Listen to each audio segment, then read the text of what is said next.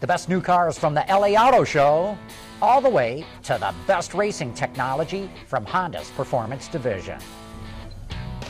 Autoline After Hours is brought to you by Bridgestone. Your journey, our passion. This is Autoline After Hours with John McElroy, episode 267 for November 21st, 2014, inside the inner sanctum of Honda's racing factory.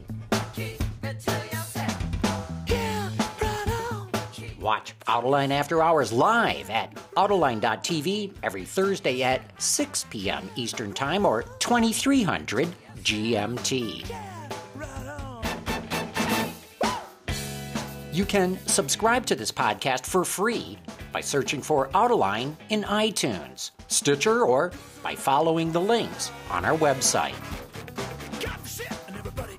I want to welcome you to this very special edition of Autoline After Hours as we greet you from a place that not too many people get into, at least not journalists like us here.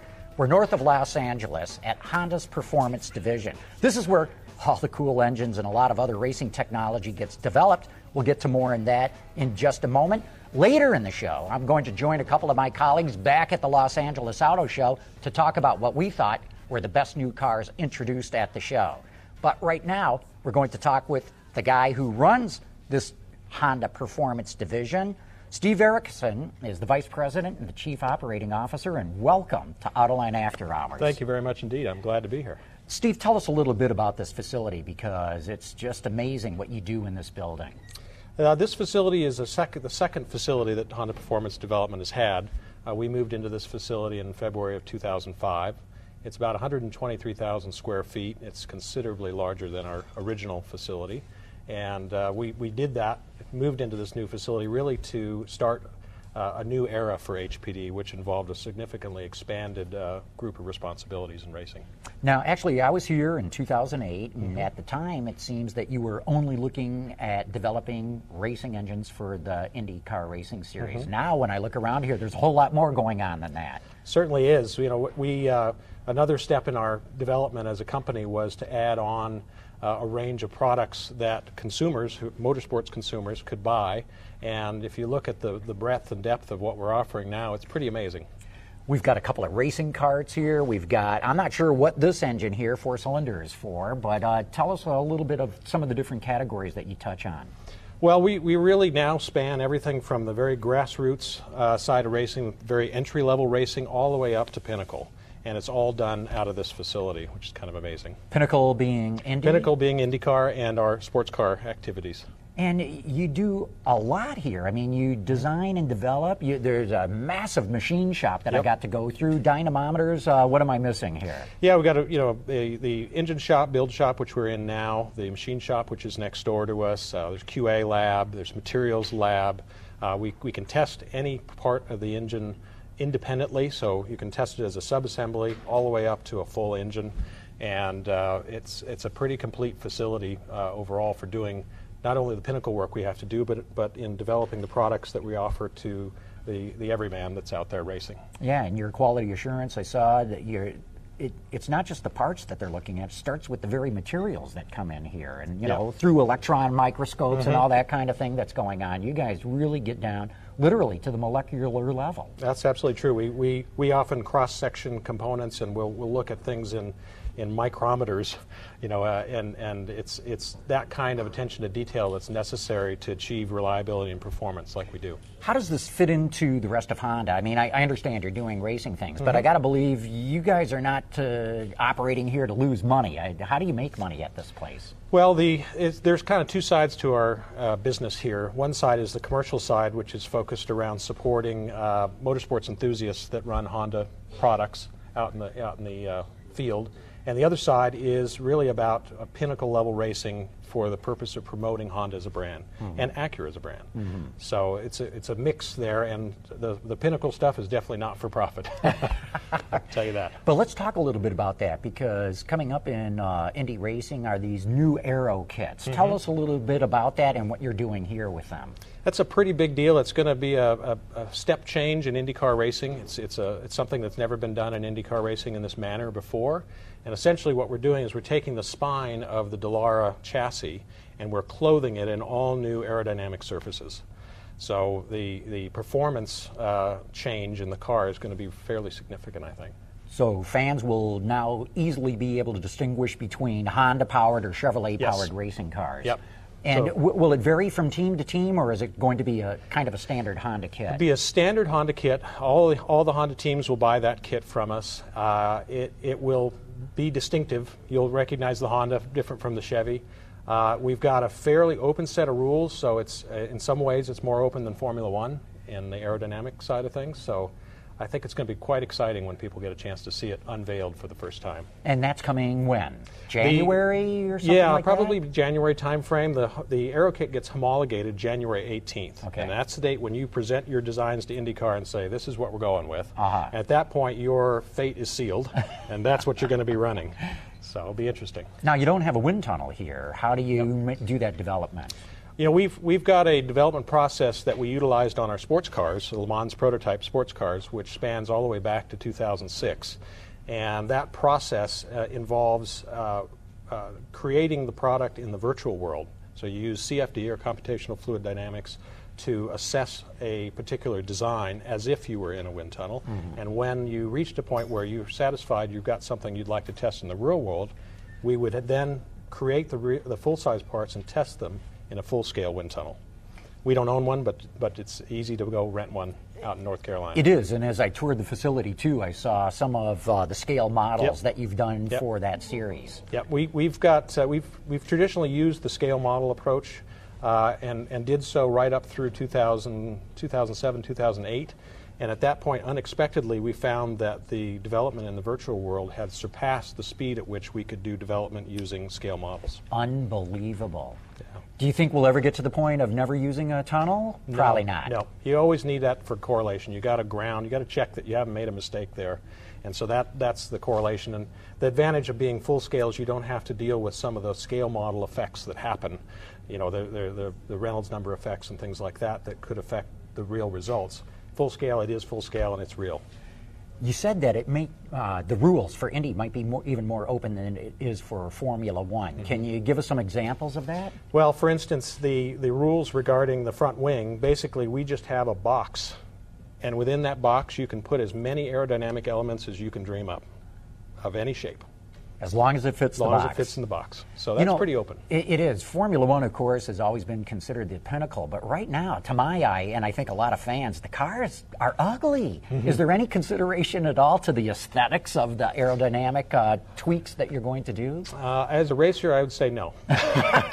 It's really about what is going to give the best performance, and then form follows function. Yeah, and is it the rules in F1 that are forcing some of these weird-looking noses on it? Yep, for sure. So the more openness that you're getting in Indy will hopefully result in something that's aesthetically a little bit more pleasing? We'll see. Well, I think it's to the eye of the beholder what people think is good or bad, but it's certainly going to be different because we're each given a very open set of boxes to work within. Mm-hmm.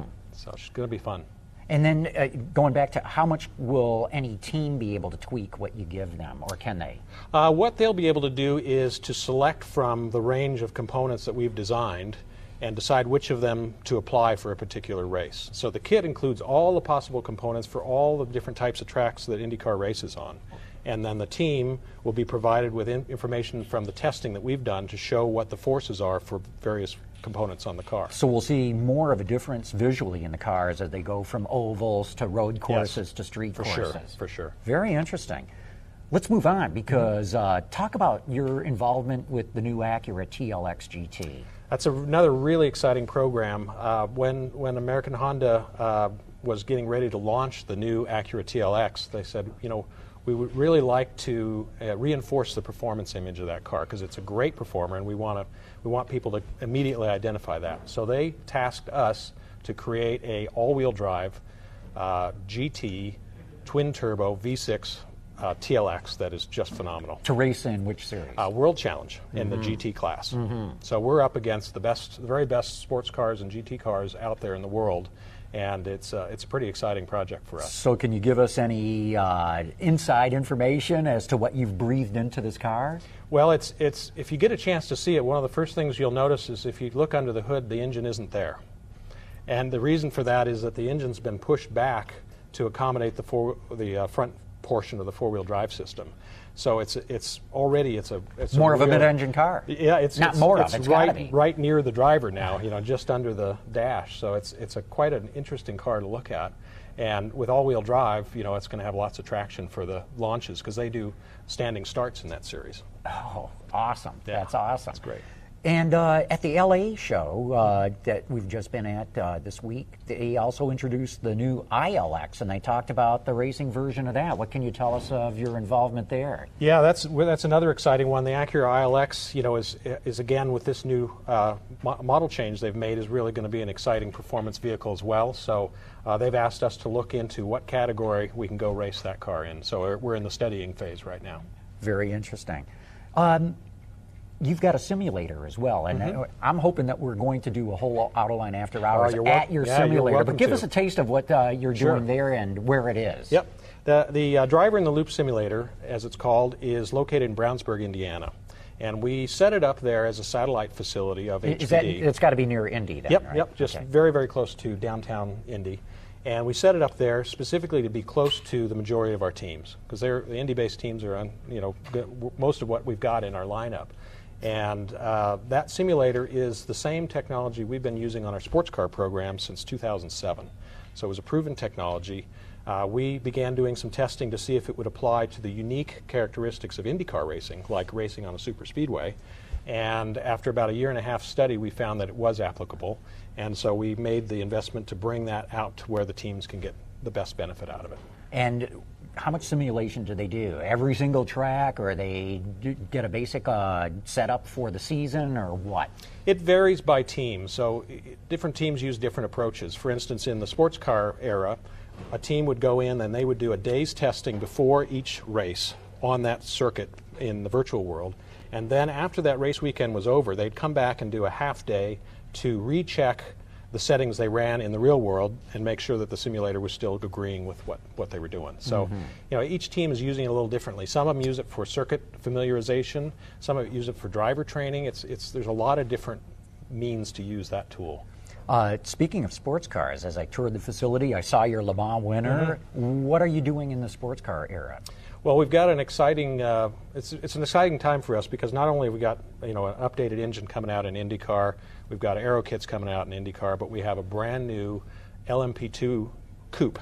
It's called the ARX 04B coupe, and it's an absolutely stunning car. And that will be on track shortly and is going to compete in the Tudor Series in the North American Endurance Championship. And it will also compete elsewhere in the World Endurance Championship. So we're excited about that. That's all I hear about this place is excitement. Yeah. Steve Eriksen, thanks so much for your time. Very interesting. We're going to talk more with one of your other guys, but first we got to take a break here and give a shout out to our good friends at Firestone.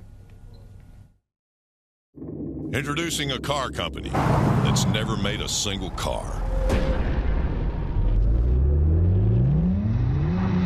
We took the power of a 9-year-old V8 and gave it the impressive handling of Firestone's Destination tire. Now, moms agree. Every milk run feels like a victory lap. So whatever you drive a Firestone. There's only one talk show that covers the issues and executives that drive the auto industry. Turn to Autoline This Week, every Friday at Autoline.tv or on your local PBS stations across America. Autoline This Week. You can't get more inside the industry. Marc Sowers is the Senior Manager of Commercial and Production Divisions here at Honda, and welcome to Autoline After Hours. Thanks. But explain, what does that mean, Commercial and Production Division? We're divided organizationally into 4 sections, and the production division is one of the sections that we're in. We're sitting in the build shop, but that's one of 7 departments in that division.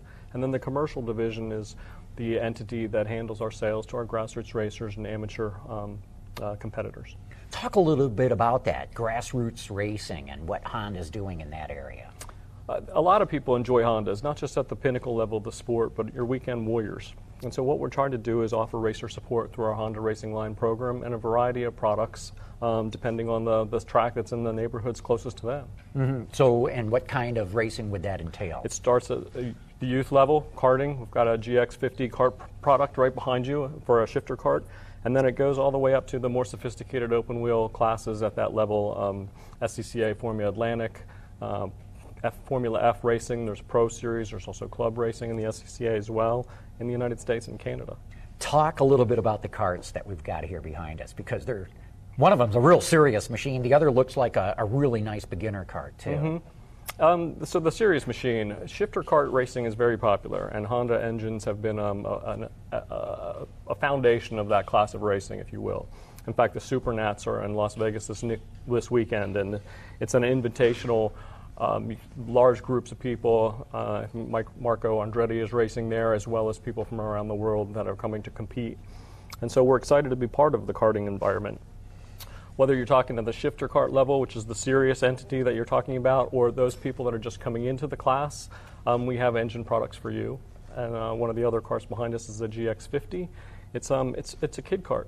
It's a sealed engine. We sell it with a kit, and it's appropriate for people that are just tasting motorsports for the first time, youth. That's great. The shifter kart, what's that, a 250cc motorcycle engine in it? Yeah, it's a 4-stroke. The world's going greener.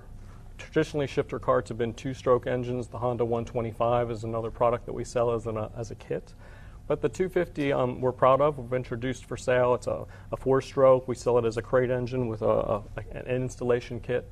And in certain sections of the world, it's the thing you have to have in order to be able to enjoy karting. I was looking at the details on that kart. That's a serious machine. It's got to have an amazing power-to-weight ratio. It's fun, and but it's also comparable in terms of performance to the traditional 125 2-stroke. And so for people that want to convert, you've got something of a similar performance characteristic. Mm-hmm. You mentioned earlier Formula Atlantic, Formula F. Describe a little bit what those categories are and what you're doing there. If you're an up-and-coming racer and you're moving from karting into cars for the first time, Formula F is a traditional stepping stone. It's an open-wheel class, single cockpit, no fenders, and no wings, and gives you an opportunity to experience open-wheel racing and learn car control. And you build the engines here and make those available? We developed the kit here. It's based on the Honda Fit engine, and but we sell it as a kit that you assemble yourself and you build, or you hire a local engine builder to build it for you. And touring car, what are you doing there? Offer a variety of products. Civics are popular in touring car. They're used in a World Challenge. They've also been used in SCCA club racing for a long, long time, and we've got a variety of suspension products that we offer for people that like closed wheel racing. Mm-hmm.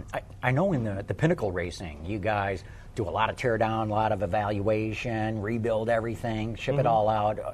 To what level do you take some of these other categories, like Formula Atlantic and touring car? We don't build them here. We're not a build shop for those particular competitors, but we certainly want to offer a product that's good and lives up to Honda values and offers the consumer what they want, a durable, fun product. And so we keep our eye on what's going on. We every so often are pulling engines back from the track or working with our customers to evaluate how the engine's lasting and how it's performing for them. And that's all done out of this facility as well. So kind of customer feedback helps drive you guys as to what to do. Absolutely, absolutely. We're a service industry, from that regard. And the other one I'm intrigued by is quarter midgets. Another youthful, fun class. For a long time, Honda's been involved in quarter midgets. The engines that feed generators and power washers are used in this class of racing, and HPD offers GX120s and GX160s for both USAC and QMA competitors. You ever get out to any of the races yourself, of any of these categories? Sure. I try to get out to as many as I can, both Pinnacle and the Grassroots. It's good to talk to the competitors. Pinnacle racing is certainly exciting, but it's equally exciting to talk to the amateurs that are doing this just for sheer thrill and fun. And I enjoy talking to people across the the chasm of motorsports in America. So let's say some of our viewers are listening and thinking, geez, I'd like to get into that. Where can they buy the parts that you guys help develop? Honda's Grassroots products are sold out of this entity. You can join our Honda racing line. It's open to licensed amateurs who are racing Honda products, and there's an online forum, and you sign up through our website, and then you can buy products through the website as well, and they're direct delivered to your doorstep. Mm-hmm. So what's the website? It's hpd.honda.com, and then you go to the Honda Racing Line tab. And so I'm sure that business is going pretty good. How is it? How are people reacting to everything that you're putting out there for them to get? It's good. I mean, the club has been slowly growing since we introduced it in 2009, and we certainly want more people to be participating in Honda products. And so from that perspective, come and check it out and enjoy racing, but we want you to enjoy it in a Honda. Yeah. We've got some video of the machine shop that you got here. Describe some of the things that you actually make here or at least develop here. The machine shop is another area of the production division. It's largely a tool to aid development and competitiveness.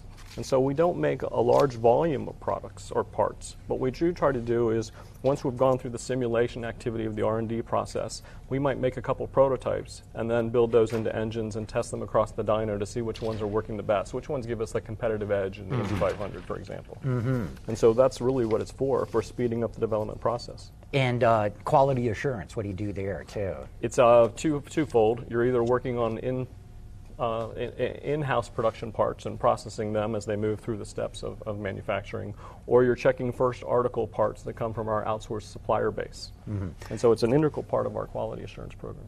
Mark, we got a couple of questions from some of our viewers. Speedy Sticks from Twitter wants to know, will Honda ever get into NHRA drag racing? We watch all the sports, and drag racing is certainly hugely fun and competitive. I'm a fan myself, and I've been to a couple of events lately. But at this point, we're just looking at it. We probably don't have a plan to get involved at this period in time. Okay. And then Muhan 4D says there's got to be at least one question about the new entry to WEC next season. And the CRZ HPD versus the Civic Si. Well, to the first point, the WEC, you and Steve were talking about our new ARX 04B car. Extreme Speed is going to introduce its World Endurance Challenge next year, as well as the Tudor Series, and so we're very excited about that.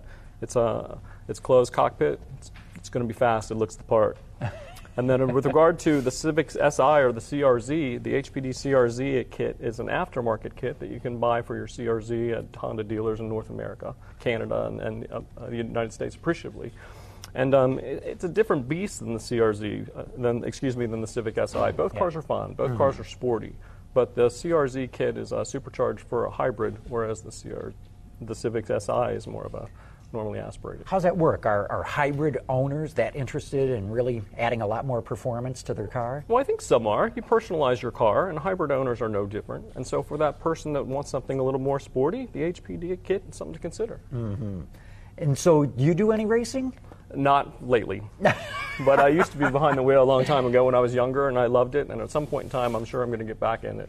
How about the people who work here, too? I got to believe there's some racers. A lot of them. There's a lot of racers here, which is one of the reasons you end up gravitating to working in motorsports, because you just love it so much. And you're behind the wheel or you're working under the hood. And HPD's associates are no different. And not just HPD, right? I mean, isn't there regional kind of Honda clubs that for employees, that is? Yeah, it's a good point. A lot of Honda companies have after-hours clubs, and HPD has one as well. In fact, there's a group of people that are going to participate in the 25 Hours of Thunderhill, which is coming up. What are they running? They're going to run a fit. That's got to be a hoot to have that kind of passion here, building stuff that they go out and do on their own time. Mm-hmm. Not just professionals, but they're enthusiasts and hobbyists. That's what you want, right? That's great. Well, terrific. Mark, thanks so much for your time. It's very interesting. We're going to take another quick break because we got somebody else coming in here that we want to talk to and get down into some of the nitty-gritty of what you're doing with your dynamometers. So thanks for your time. Really appreciate it. Thanks for coming. Nice talking to you. Yeah, you bet. From Shanghai to the Silicon Valley, the auto industry may make news around the globe, but there's only one spot to get your daily dose. Check out Autoline Daily at autoline.tv, Monday through Friday at noon Eastern. Autoline Daily, for the concise word on everything cars. You already know that you can listen to Autoline's Industry Insight in places like YouTube and Stitcher, but did you know that you can also listen to it live in your car? It's simple. Just pair your smartphone with your vehicle's Bluetooth connection or plug into the aux jack. Then navigate to Autoline.tv using your phone's browser. Find the show you want to hear and click play, just like you would on your computer. This is Autoline After Hours with John McElroy. It's that easy. Never be disconnected from Autoline's top-notch insider information with Autoline on the go. We're back at the Honda Performance Division right now with Jason Castillo, the Senior Development Engineer. And Jason, welcome to Autoline After Hours. Nice to be with you. So you run dynos. Yep, work in the dyno department where we test all the engines from our sports car engines to the Pinnacle IndyCar engine. You know, years ago in motor racing, engines blew up all the time. Somebody might go out, lead a race, dominate the race, get to the very end, and blow up before the end of the race. That rarely happens anymore. Is it thanks to guys like you, or what's going on here? Yeah, it's a lot due to a lot of the durability testing that we can do on the dyno. We can actually take a race lap. The data acquisition on the car is such that we can take the engine speed, throttle traces, everything, and play it back on the dyno and actually run a full race event on the dyno before we ever get to the racetrack. Well, I'm sure there was a lot of dyno testing done in the past, too. Yeah. So what else has changed that, like I said, it's very rare to see any of your Indy engines blow up real good. Yeah. What goes into our durability is not just a single test. You have all of our rig components that Steve was talking about where we can take, say a water pump, for example, and go through and spin that and figure out any problems that it's going to have over the life of the IndyCar engine or the sports car engine, depending on what it is. Along with that, we have head rig testing that we can go through and look at valve train dynamics and make sure that the springs and everything have no issues or surging going on. So when you do these simulations, you can simulate an entire race, right? An entire race, including ambient conditions. Like if you look at a track like Le Mans, where you go through, from the heat of the middle of the day to middle of the night, you have, pretty big temperature swings up to about 10 degrees C. So we can actually go through that and run it as if it's running, in the dew of the night or in the hot sun during the day. What other parameters can you control? We can control its temperature, pressure, humidity, water temperature, oil temperature, and then obviously engine speed, throttle, and torques. Mm-hmm. Yep. And would you do, like for IndyCar, let's say, every single track? How much simulation do you do? Yeah, we go through before every event, and we'll take models for a fast lap, like a qualifying lap, and go through and look at optimizing all of our calibration settings for that specific event. And you actually end up looking at race calibrations versus qualifying calibration, because there is a way to optimize for each of those. Do the teams get to play that much with the engines, or is it pretty much you just give it to them and that's what they got to run? We have on the Pinnacle side, on the IndyCar, we actually supply a Honda engineer for every engine that's in the car. So the Honda engineer is in charge of taking care of that engine throughout its life. The teams themselves work in conjunction with that Honda engineer. Gotcha. And for some of the other series, what do you do? For all the Pinnacle projects, the sports cars and the Indy cars, we have specific engineers. For the other products, we supply a package ready to go. There's no tuning required. With modern fuel injection, there's adjustments that are needed. Are your dynos used only for the Pinnacle racing? No, we do a lot of our other stuff. The K24 sitting here, that was run across our dynos. The Formula Fit engine, or Formula F engine, was also developed on the engine dynos in the back. So. That's great. So you take this information, you feed it back to the engineers here, or what's the information there's a constant loop between our development, dyno, and design teams of, we come up with some simulations that show this is an advantage, product A versus B. We'll go through, develop a test sequence of how we can evaluate that, run it on the dyno, analyze the data, and then try to correlate that back to our simulation to make the next loop. So it's this constant evolution of any one of the parts of the engine.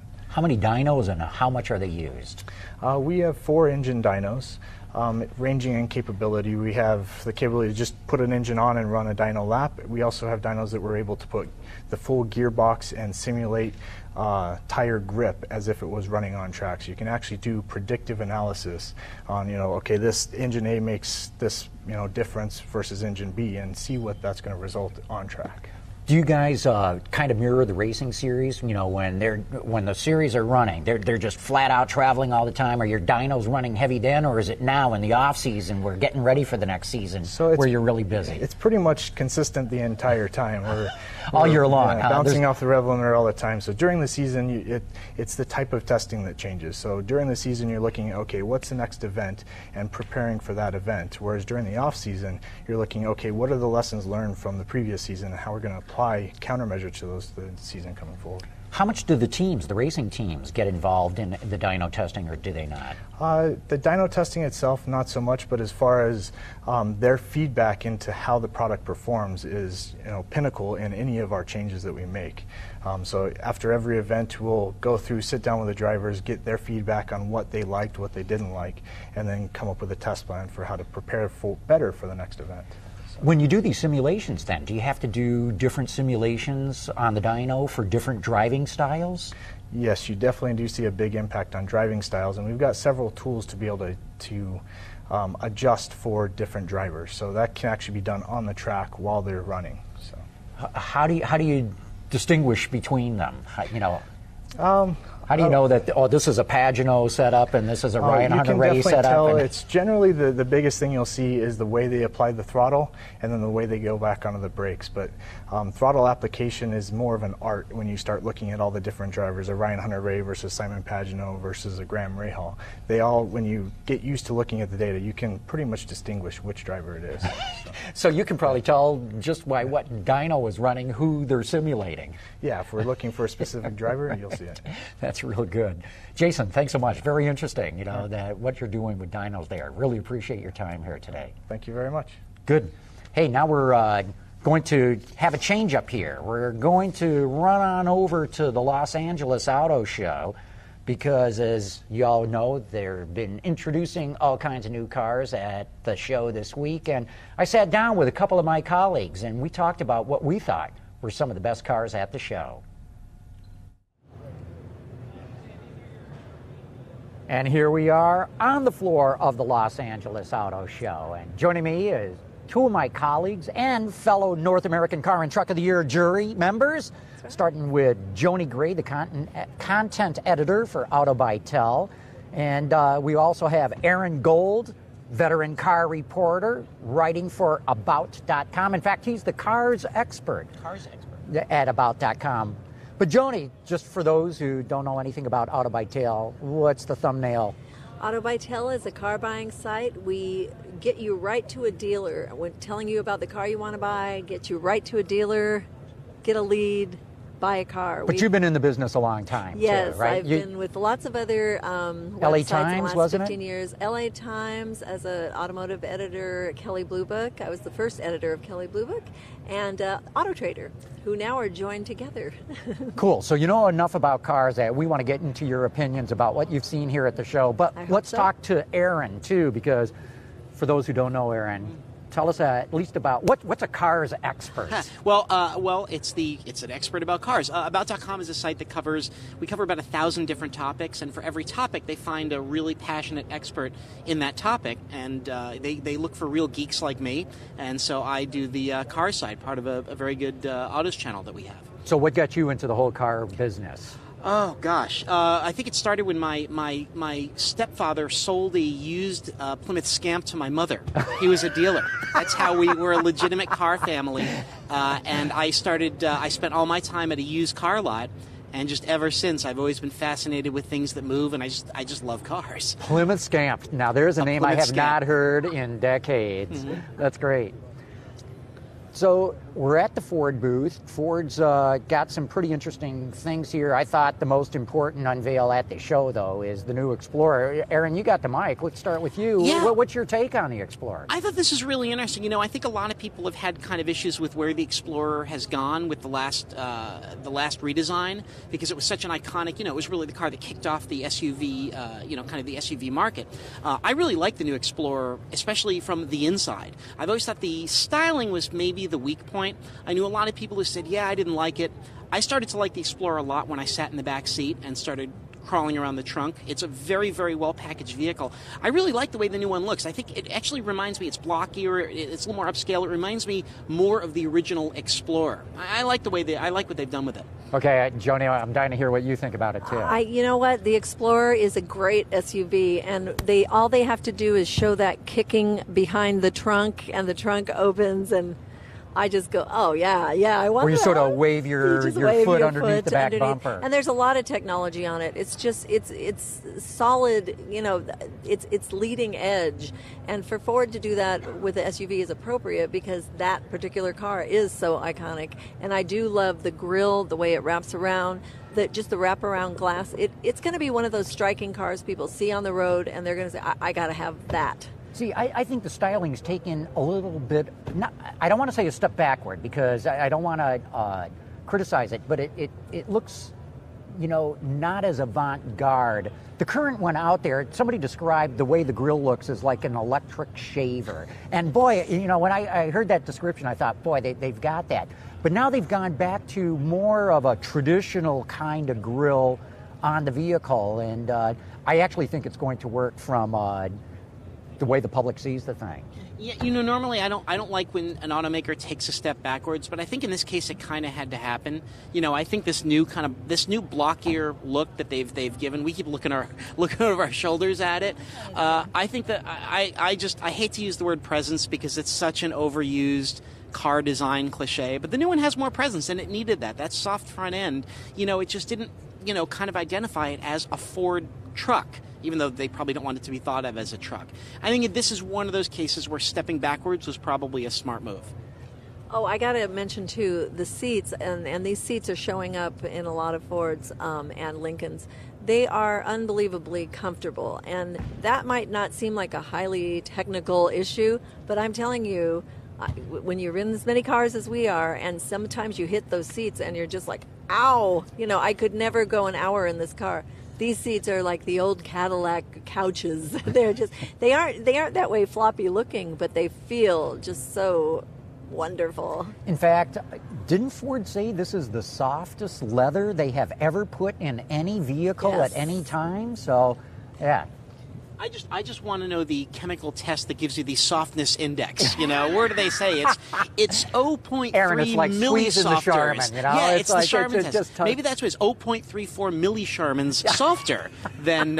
Although I heard that one of the PR people was taking us over the vehicle. It's the softest leather we've ever used, and I'm like, and I felt it, and I went, oh, it's really soft. It's really nice. You know, and little stuff like that. I mean, sometimes I get a little cynical doing this job that they're really making a big deal an automotive at a small point. Cynical? I know. Can you I'm imagine? shocked to hear this. Pass me another shrimp. But, you know, stuff like that is really nice. You know, one of the things that's really important to me, about .com, we do a lot of consumer-level vehicles versus the fast and sporty stuff. And, like, it's those little things that you're either going to love every day or are going to annoy you every day, you know, and it's good to see the domestics. Ford, Chrysler is another one that's making real leaps and bounds.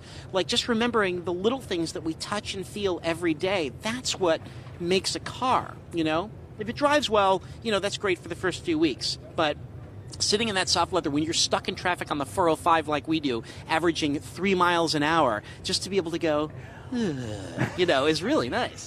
Yeah, and I think technology, too, has become such a bigger selling point than it used to be.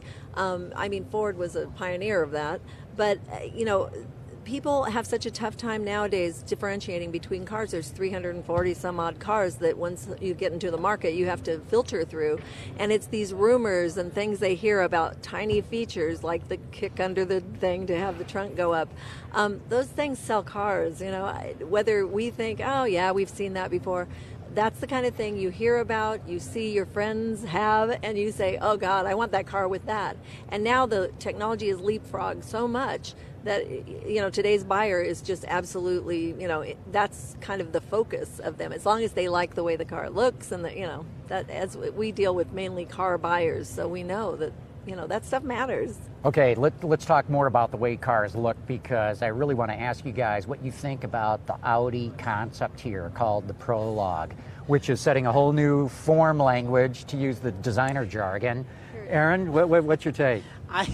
I don't know if I should say this on air because I'll probably never be asked to drive another Audi ever again. But somebody told me he'd seen the Prologue, and he said, you know, they made the grille narrower and they kind of wider, and they moved the headlights out. And I said, oh, so they designed a Mazda. But you know, I looked at it and like I see the A7 and I get a little tingly. I mean, and it's just, the A7 is just such a breathtakingly beautiful car. I actually did a video of the car for Autobytel of the A7 TDI, and I could just look at this forever. And I really like the way that new concept looked. It really has that. It just kind of grabs me. And it always bothered me because I used to not like Audis because the $80,000 one looked exactly like the $20,000 one. And I think now they've found a way to differentiate the different models. I mean, have that family look. But, I mean, you get into an Audi, you look at it, you get into it, and to me I always go, okay, this was designed by like the top 5 percentile in their class. This is the valedictorian designed this. I really liked it. Yeah, I think, you know, Mercedes better watch out with the S-Class because it looks like Audi's coming after them with the big flagship car. I mean, that's what it kind of portends to the future. And Audi, I notice, of all of the talks we hear from all the designers and everyone who says we targeted Audi, every mass market car says that. Every manufacturer says, you know, we went after Audi with this car, and they have a lot to live up to because of that, especially in interiors, but exteriors too. They have great design. They lost Peter Schreier, but you know, they got somebody else. You know, another thing, when you mention Mercedes, if you look at, I always price the cars as part of my reviews. Audis, except for the A7, which is fairly expensive, the A6, the A8, the current models, they're relatively cheap for what you get. If you compare them against other German cars, Audi's like really good value for money, you know? A lot of value there. I love the styling of this car. It's a concept, right? But I think you're right, Aaron. We're going to see this, you know, morph into Audi cars, and what I like a lot about it is it's a crisper look.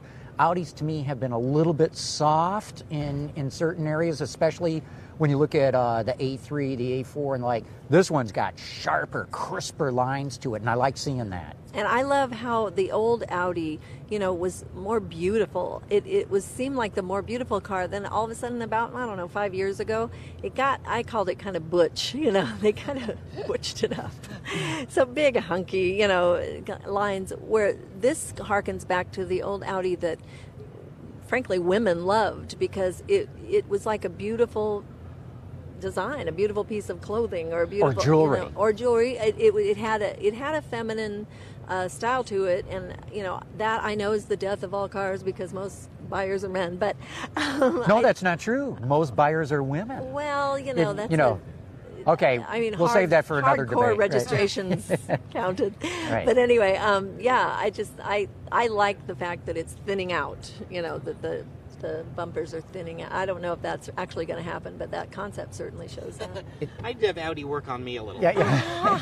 What do you think of the interior of that Audi concept? You know, I didn't really get a good look at it. I've kind of been in.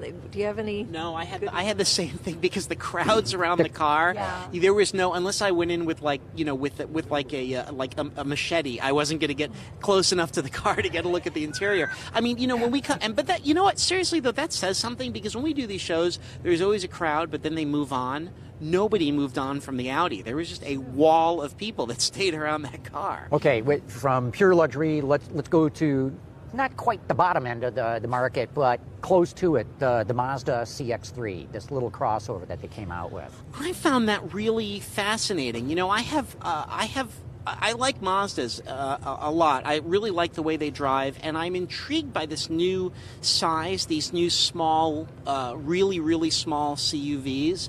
I mean, it's going to drive well, you know, because Mazda doesn't know how to do anything else. It's sharply styled. I found the interior of the CX-5 a little bit down market. You know, some of the plastics they could have done a nicer job on, and that always was, for me, one of the hallmarks of the Mazda 3 is, you know, that was one of the first cars to offer leather and really high-end features. So if the feature mix is right, the driving, which it's going to be, the driving experience is right, which it's going to be, I think that's going to be a real winner. I've driven so many of those small CUVs. I just love that format. Yeah, you know, the small CUV, I believe, is going to be the new compact. And Mazda is going to have a firm place in it because they got in kind of early for America. It's been around, I guess, Europe and Japan and Asia for a long time, burgeoning this whole. Who was it? Honda called, C- instead of B, you know, kind of thing. But, you know, Honda came out with the HR-V and said they were the first in this segment, and that just... I don't get it. I don't buy that for a second. Right. I don't get that. But I think, personally, seeing the HR-V, which is also the small CUV, against the CX-3, CX-3 just blows it away design-wise. You know, Honda has its appeal for a lot of different reasons. Sure, no, Honda does great, but I agree with you. The styling of the CX-3, what I find so interesting, this is a B-segment car, right? It's a subcompact. If you look at most of the vehicles there, they look kind of scrunched. You know, the designers are trying to make them short so they get real tall, and there's a somewhat ungainly look to the styling, not with the Mazda. You know, they've got this long hood, they've got this nice flowing proportion to it. Don't get me wrong, I don't want to, oversell it, because it's a little bit scrunched. But somehow they pulled it off, and I got in and out of the back seat. And it's, not super cramped, but they've done a good job of packaging that thing. They've been, I think some of the proportions we're running for About.com cars, we have a long-term Mazda 3. And I was just kind of looking, it's a sedan. I was kind of looking at the car yesterday, just standing there looking at it, because I had 5 minutes to kill. And, we've got those more upright hoods because of pedestrian safety standards, right? And I think when you go a little bit taller, it gives you a little bit more flexibility. It changes the proportions. I mean, I find the Mazda 3 hatchback a little oddly proportioned. I actually like the looks of the sedan, but I think the proportions on that CX-3 really work. And you're right, it kind of fills out that space. It's like it's not sitting in its chair like this, it's like it's sitting in its chair like this, and I like that. Another car that made its debut here, Chrysler 300. They didn't change a lot, but you can see the difference. It's not, I was wanting to be impressed by it, but I just kind of took a look at it, and something that really bothers me about it is that the grille has their badge, that's such a great badge. It looks like a Bentley, it's kind of that great wings. It's kind of 3/4 up the grille, hot glued on right in the middle there. And, to me that was that's a striking thing about it that seems like careless or something in terms of the design. I think they had a good thing. They didn't try to change it too much. But on the other hand, the changes I see aren't, Didn't do it for you. Not there. I felt very much the same way. I hate to harsh on my friends at Chrysler because I am so in love with the Chrysler 200. I mean, that was just such an amazing leap, and I have been blown away by the improvements made in their products. But I was a little disappointed. It's almost like they said, well, the old one looks like a Bentley, so the current one wasn't Bentley enough, so let's make it more Bentley-ish. I'm not quite there. And they went to the dial shifter, which is a really nice idea. It took me a while to come around to it in the trucks, but it saves a lot of space. They have that dial selector. I think it's a really nice execution, and they just kind of planted it in the middle of the console, and it's just there. And I feel like they could have used the space more efficiently. It's funny because they've put so much care and so much time into their redesigns recently. This is the first one that kind of feels a little phoned in to me. I am glad that finally you can get the car in a color that's not blue, silver, or black or white.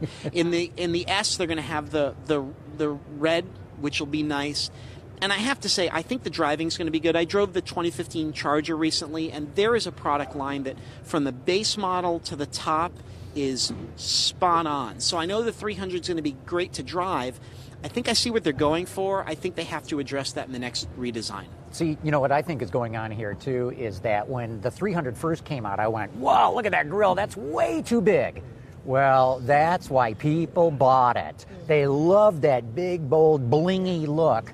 And the current generation, I kind of liked. I thought, ooh, they've settled it down. You know, they've made it look more sophisticated.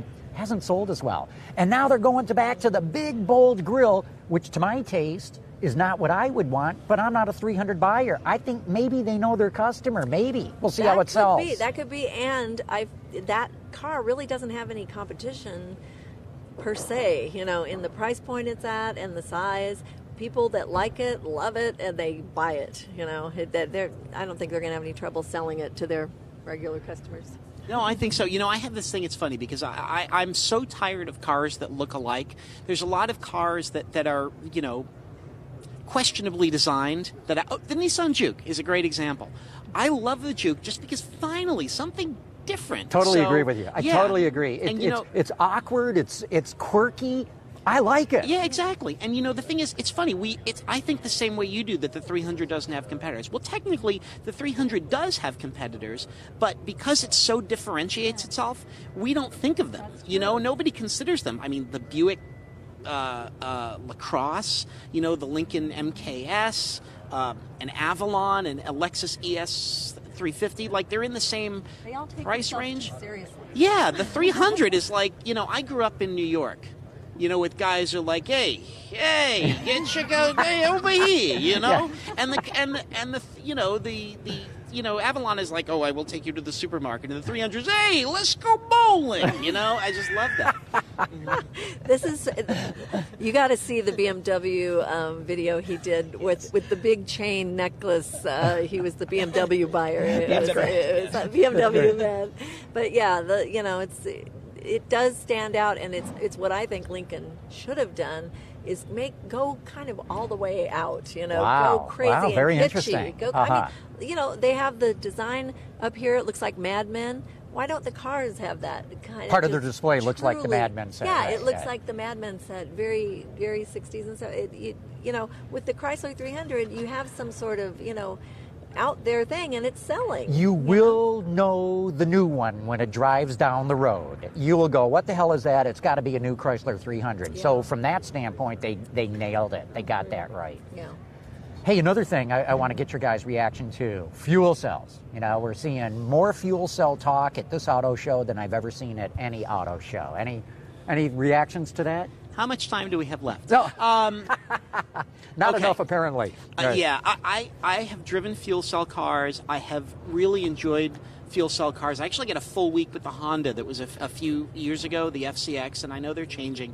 Hydrogen does not occur on its own anywhere on the face of the planet. Okay? People say, I don't know if this is the rant you wanted on your show. People say the problem with natural gas is there's no infrastructure, even though it's piped to, 50% of the homes in the United States. And hydrogen, it takes extraordinary amounts of energy. I'm just not sold on it. What I like about hydrogen is that the electric drive portion of hydrogen, I mean, that's very smart.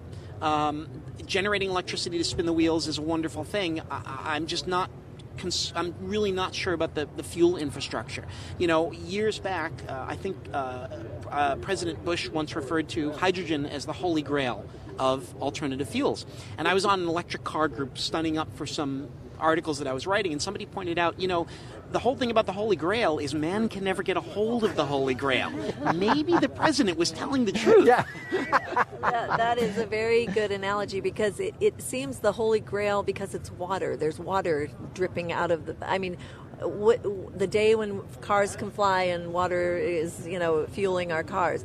Well, that's all great, but I encourage it in the culture because people throw money at things that kind of do well with consumers, and we are getting a lot of battery technology because of that. We're getting things moving forward because there is interest in the culture and the general culture for something that in theory appeals to them. So something will come out of it, a discovery or some sort of research thing. But you know, I think the fact that they're coming out with them and people are doing them is just more grist for the mill for, okay, we got to get in this game. We got to be competitive. We got to throw money at it. Well, you know, the way I see it is these things aren't going to catch on for a long time. To your point, Aaron, I mean, the infrastructure really is not in place. There's questions of how do you manufacture your hydrogen.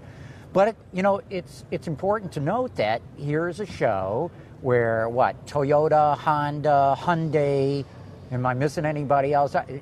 Did Audi have a fuel cell car? Yes, I think they did. Mm-hmm. So like I said, I see, a couple of years ago it was battery. That's all anybody could talk about. And we're the most electric car show. No, we're the most electric car show. Oh, no.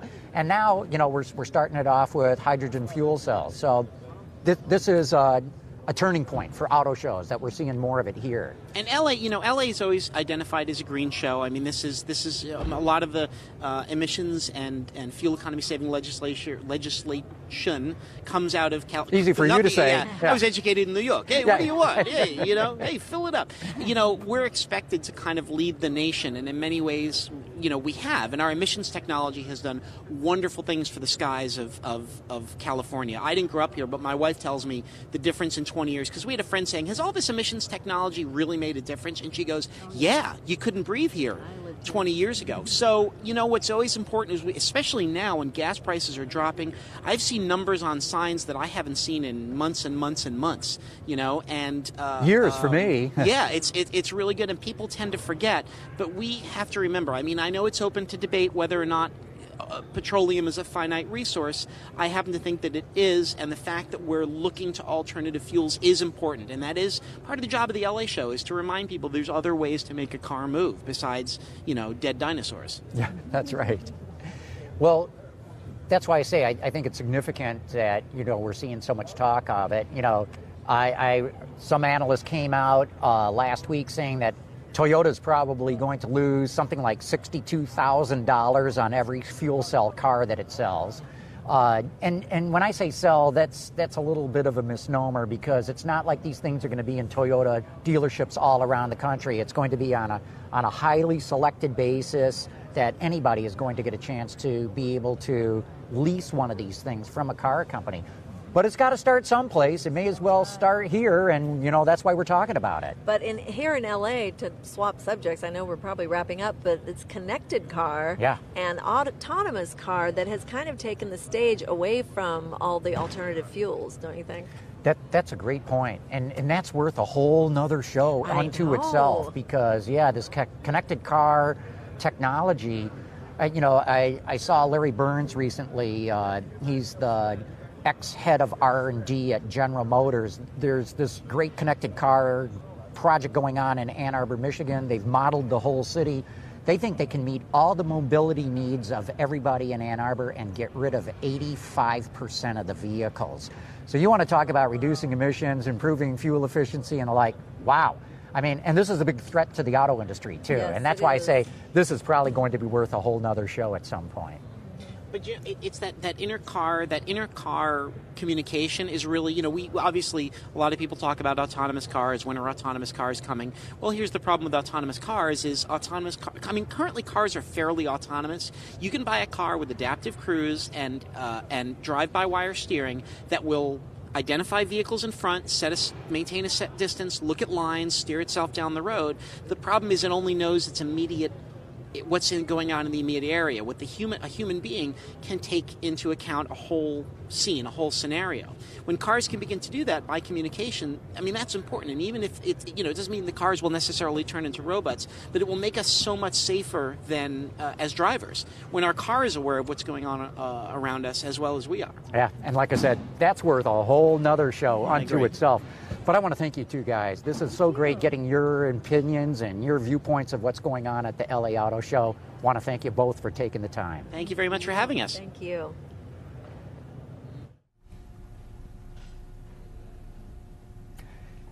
Well, we're back at Honda Performance Development. But before we go here, just wanted to show you this shifter cart that we were talking about earlier in the program, because this is just one serious racing machine. Wish we could show you all the bits and components that are on here, because I'm telling you, this is no toy. Hey, this is going to wrap up the show. We really want to thank the people at Honda Performance Development that brought us in here, got a chance to talk to their people. Also have to thank my colleagues, Joni Gray and Aaron Gold, for their help in talking about the new cars at the show, at the LA show, of course. That's going to do it for now. We're going to be off the air for 2 weeks because, of course, with Thanksgiving next week, there will not be a show. But join us then in 2 weeks for another edition of Autoline After Hours. Autoline After Hours is brought to you by Bridgestone. Your journey, our passion. Visit our website, Autoline.tv, where you can watch us live Thursday nights at 6 p.m. Eastern. Get your daily news fix with Autoline Daily and in-depth analysis and interviews with Autoline This Week. There's all that and much more at Autoline.tv.